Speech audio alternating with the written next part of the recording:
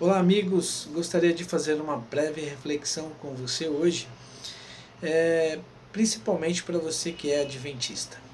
Nós que quando estudamos principalmente Daniel, capítulo 2, podemos ver claramente ali no sonho de Nabucodonosor, representado pela estátua, os períodos da história deste mundo, desde o Império Babilônico, que seguindo todos eles, nós entendemos que já estamos no último período da história do mundo, esperando apenas a pedra ali que descrita que atinge a estátua, que nós acreditamos ser a volta de Cristo. E assim também quando estudamos Daniel capítulo 7 e 8.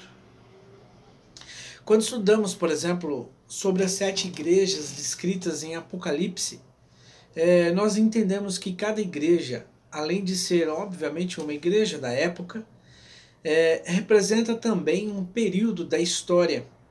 E acreditamos e pregamos que estamos no período da última igreja, Laodiceia, que é o povo do juízo, ou o período do juízo que nós acreditamos. Pelo menos assim deveria se pregar. Quando estudamos, por exemplo, sobre os 7 selos, entendemos que cada selo também corresponde a um período da história, em um aspecto diferente, e que o 6º selo já foi aberto. Inclusive, está atrelado ali com os sinais escritos em Mateus capítulo 24, pelo próprio Cristo, e lá em Joel também, quando descreve o tempo do fim, dos últimos dias. Por exemplo, quando diz que haveria um grande terremoto, acreditamos que esse terremoto foi o terremoto de Lisboa em 1755. E quando, por exemplo, diz que o Sol e a Lua não dariam sua luz e a Lua se tornaria como sangue, acreditamos também que já aconteceu em 1780, conhecido na história como o Dia Escuro. Quando, por exemplo, diz que as estrelas cairiam do céu, nós acreditamos e pregamos também que isso também já aconteceu em 1833. Depois, quando nós vamos e estudamos sobre as 7 trombetas, também vemos os períodos da história em uma outra perspectiva e entendemos que 6 trombetas já tocaram.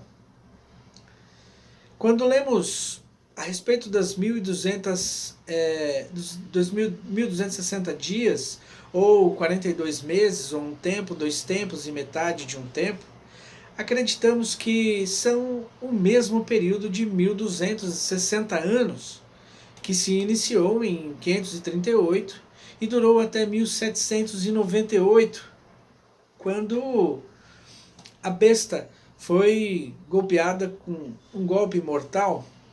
E também se cumpre ali quando as 2 testemunhas seriam mortas, tendo ocorrido isso no período da França Ateia, ou seja, quando a França principalmente ali queimaram milhares de Bíblias em praça pública, as 2 testemunhas, o Antigo e o Novo Testamento.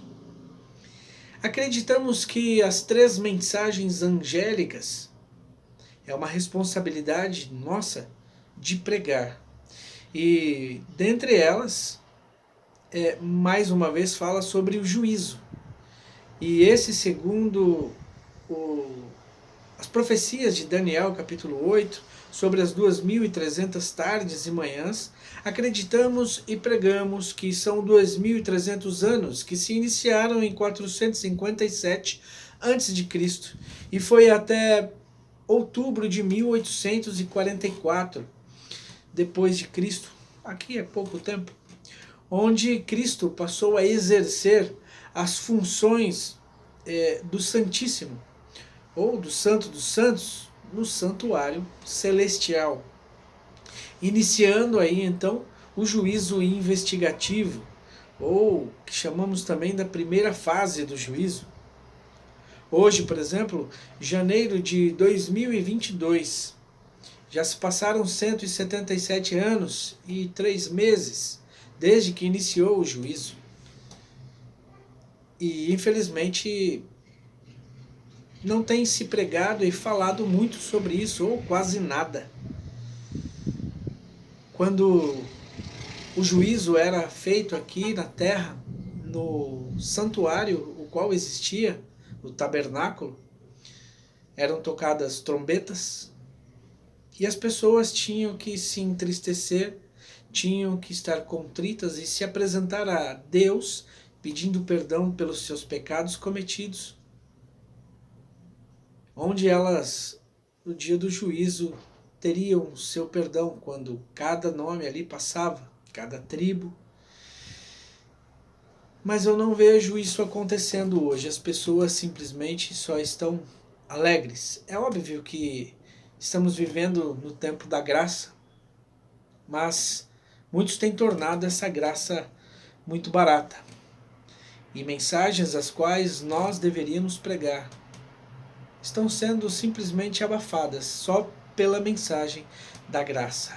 Certa vez eu ouvi que podemos enaltecer tanto a graça que nos esquecemos da lei, ou podemos enaltecer tanto a lei que nos esquecemos da graça. Então precisa ter um equilíbrio a respeito disso. Mas enfim, quando, por exemplo, nós vamos para Malaquias, capítulo 3 e 4, podemos ver ali, tanto na primeira vinda do Messias, como na segunda, que seria pregado a vinda dele no espírito de Elias. E podemos ver claramente que a primeira vinda ela foi precedida por João Batista e reconhecido que pregou nesse espírito pelo próprio Senhor Jesus. Na segunda, por exemplo, na segunda vinda de Jesus, deveria ser da mesma forma. E a Bíblia ali ainda diz, antes que venha o terrível e grande dia do Senhor, diz Malaquias 4. Elias era direto e chamava o pecado pelo nome. Foi chamado de o perturbador de Israel. Da mesma forma, João pregava chamando as pessoas ao arrependimento, para a remissão de seus pecados, que produzissem frutos de arrependimento.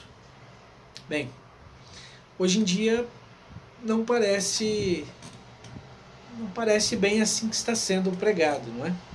Parece que nem a palavra pecado pode ser dita hoje em dia. Tudo tem que ser politicamente correto. Eu não vejo, na realidade, a Bíblia dizendo isso, que tem que ser dessa forma, politicamente correto. Nós deveríamos pregar, por exemplo, sobre a sacudidura, preparando as pessoas para esse evento, mas muitos já não pregam mais, porque dizem ser uma mensagem muito forte. Sério? Nós, adventistas do sétimo dia, acreditamos que Ellen White foi sim inspirada por Deus e em seus inscritos direcionados à igreja. Muitas pessoas por aí, por exemplo, não têm vergonha e nem medo de dizer que tiveram uma revelação, um sonho de Deus, mas muitos na igreja adventista parecem ter vergonha ou medo de admitir que Ellen White teve o dom de profecia. Seria por medo, vergonha, ou porque nunca leram nada, nenhum escrito dela, e preferem, às vezes, ficar com a opinião dos outros, e ficam com medo. Enfim, muitas coisas, além dessas as quais eu falei, definem a igreja adventista do sétimo dia. Nos definem como igreja adventista. E quase todos esses fatos que eu citei, por exemplo, a respeito, eles que marcam o tempo do fim, a maioria deles que eu citei, existem muitos outros ainda que nós acreditamos. Vários eventos hoje em dia estão se passando no mundo, desencadeando tudo aquilo que foi predito, tudo aquilo que foi escrito pela Bíblia e também por Ellen White, e com precisão. Várias outras igrejas acreditam ser o tempo do fim. O mundo O mundo, até mesmo para quem não acredita em Deus, sabe? Entendem que precisam fazer alguma coisa, porque senão vai chegar o fim. Daí quando vejo pessoas da nossa igreja pregando, mostrando nos escritos na Bíblia, mostrando nos escritos de Ellen White, as coisas que foram preditas dos acontecimentos atuais, um a um. Infelizmente, essas pessoas acabam sendo barradas, acabam sendo tidos como alarmistas. E muitos afirmam dizer, mas eles estão fazendo um alarme tão grande e ninguém sabe realmente se este é o tempo do fim. Como eu disse, nós mesmos, como adventistas do sétimo dia, pregamos e mostramos todos esses eventos como o tempo do fim. E eu me pergunto, sério mesmo? É sério? Até onde eu sei, ninguém sabe o dia e a hora. Jesus mesmo, no entanto, ele lá em Mateus 24, disse sobre os eventos que antecederiam a sua vinda. E em vários outros versículos nós podemos ver sobre os últimos dias. Por exemplo, quando lemos Lucas, ele, na parábola que o próprio Jesus conta, ele diz sobre a importância de estarmos atentos aos acontecimentos que precedem a sua volta. E não é uma função essa do atalaia? Avisar os outros? Estar atento? Eu não vejo Elias e nem João Batista quietos. Se uma pessoa é calada, outro tem que falar no lugar dela. E se esse também é calado, que se levante outro e fale também. Essa é a função do atalaia.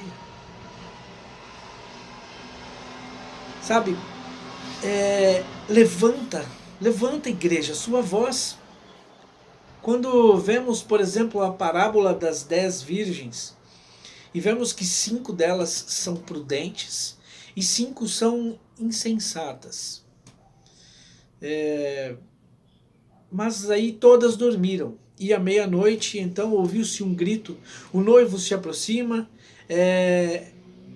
e falando que o noivo se aproxima, e então todas elas se levantam, e as que têm azeite se preparam e saem, vão juntas, e as outras não, ficam em desespero e começam a correr e vão atrás do azeite, que representa o Espírito Santo.